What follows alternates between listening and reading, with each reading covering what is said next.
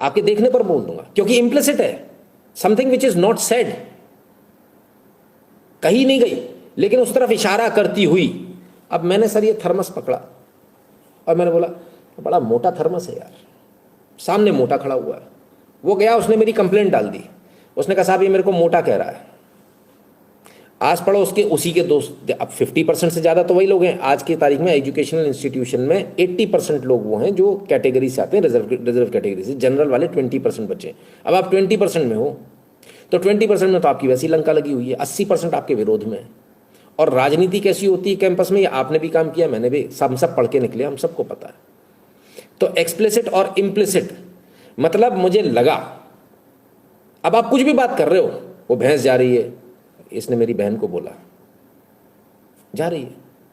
आप कचौड़ी खा रहे हो, समोसा खा रहे हो, आपने बोला ये तो बड़ा समोसा है यार, आपने मुझे बोला, मुझे ऐसा लगा, क्योंकि वो इशारा करता हुआ है।